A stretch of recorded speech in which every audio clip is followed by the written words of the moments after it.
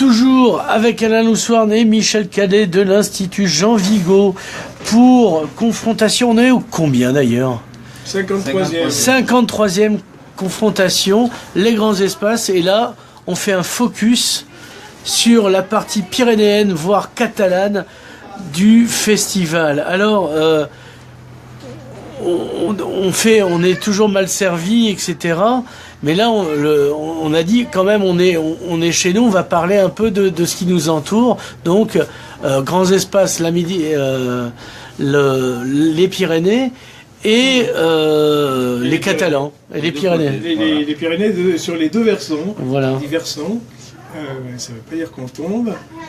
Il y a de magnifiques vautours fauves qui sont de retour, de beaux aigles. Et effectivement, comme la montagne s'est en partie dépeuplée, elle a été déjà, c'était un grand espace même quand elle était peuplée. Ouais, oui. Mais là, elle a été rendue encore plus aux grands espaces. Alors quand on en a un à côté, quand même, c'est de lui qu'on parle. Hein.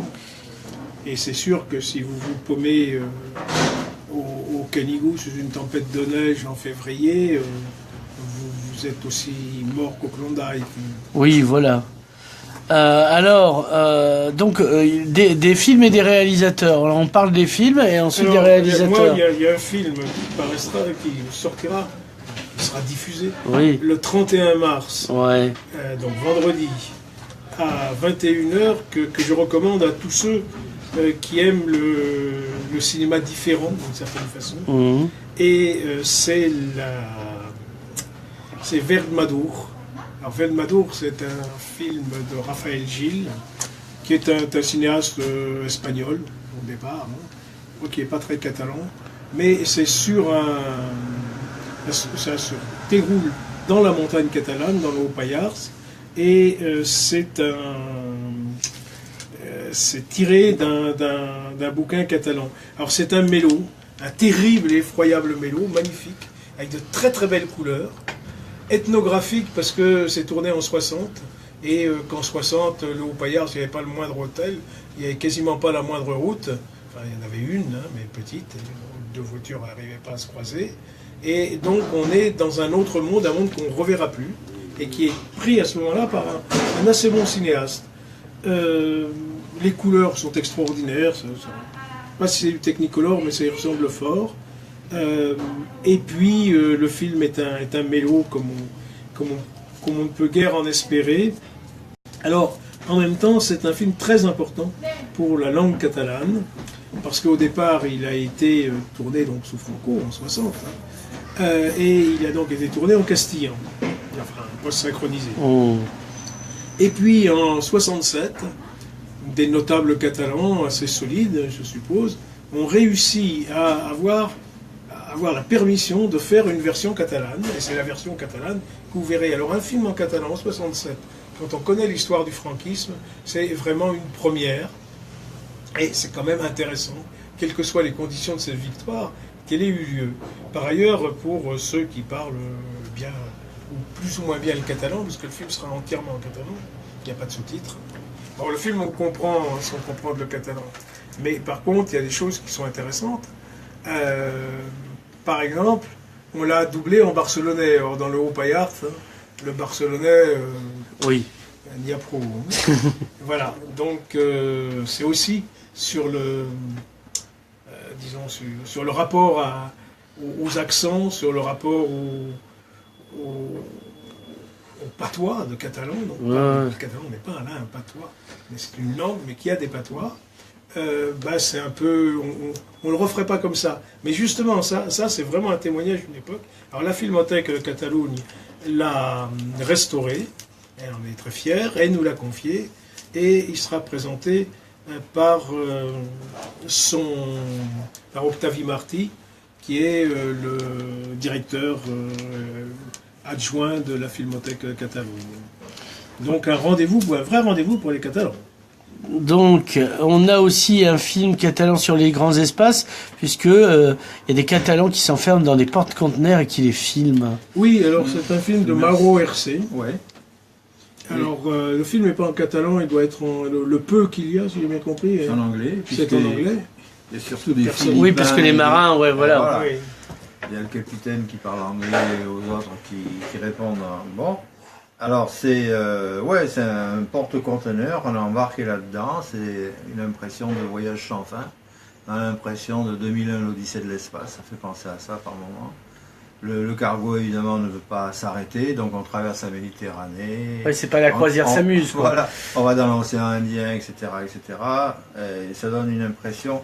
Alors, Mauro Hercé, il est directeur de la photographie, c'est son premier film qui a été récompensé à Lugano et on le passe 2 fois vendredi, une fois à 14h et une fois à 21h, en sa présence évidemment.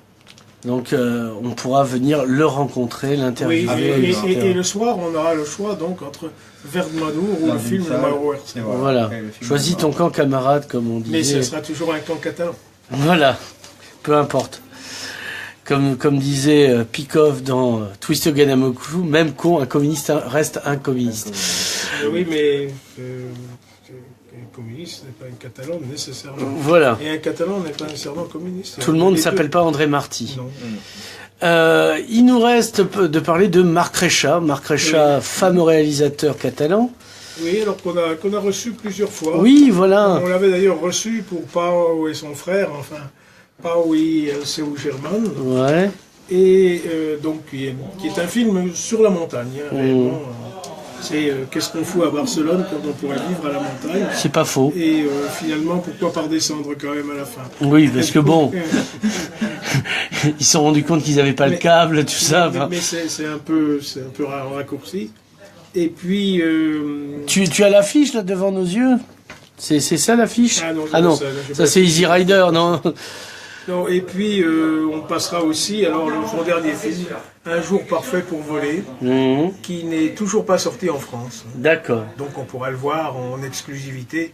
Bon, évidemment, si vous été le voir à Barcelone, c'est l'autre histoire. Oui, non, mais rassure-toi, ça n'arrivera pas. Non, je me rassure. Alors c'est le samedi. Alors oui, et le samedi, il y aura une rencontre filmée les Pyrénées avec avec les 3 réalisateurs. Avec un prof spécialiste dans le paysage, et puis on espère Lopez. Ouais, Sergi Lopez. Sergi, oui. Mais Lopez, vous en trouverez facilement, mais c'est Sergi qui... Tant qu'il ne vient pas, je n'appellerai que Lopez. Voilà, si c'est ça, je boude. Bon, voilà, donc c'était la spéciale Catalane et Pyrénées. On a fait le tour, il ne manque plus rien. Alors, il y a une nuit du cinéma. Ah. Vendredi soir. Oui. À quelle date? Donnez la date, là. Le 31. Oui. Mars. Alors, bon, comme c'est une nuit du cinéma, on peut aller voir d'abord les films qu'on vient de recommander. Oui, en catalan. Et puis ensuite passer à la nuit du cinéma. Alors, bon, ça va durer jusqu'au petit matin, mais il y aura à boire et à manger, y compris le petit matin. Donc, 21h à l'aube, alors on passera. Alors on a plutôt dans la science-fiction finalement. Oui. On passera d'abord un dessin animé, Voyage vers Agartha, Oui. puis Daft Punk Electromania, Oui. ce qui est en soi une science-fiction, Mad Max Fury Road Ah, excellent. et Rubber. Très bon. Voilà, donc ça sera chaud. Donc le dernier Mad Max avec Tom Hardy Oui, et Charlize Theron, C'est ça. ancienne Terminator, donc elle Oui. s'est reconvertie en une espèce d'Amazon féministe qui Alors, fait passer Mad Max pour une espèce de bourdon en fait. Ouais, ça passera à 1h15 et Ouais. j'ai déjà vu des gens qui essaient de se préparer à venir parce qu'ils veulent absolument voir ça sur grand écran. Curieusement d'ailleurs, ce sont des directeurs de salle. Non, ils le regardaient sur leur iPhone. Oui, sans doute. Voilà. Mais ce qu'il faut dire, c'est que ce genre de film sur un iPhone et sur un grand écran, c'est pas pareil. Voilà, c'est bien de le préciser. C'est pour ça qu'il faut aller au cinéma. Merci messieurs, on se retrouve à partir du 28 mars, le jour de l'ouverture, pour un western maori. Au revoir. Voilà. Au revoir.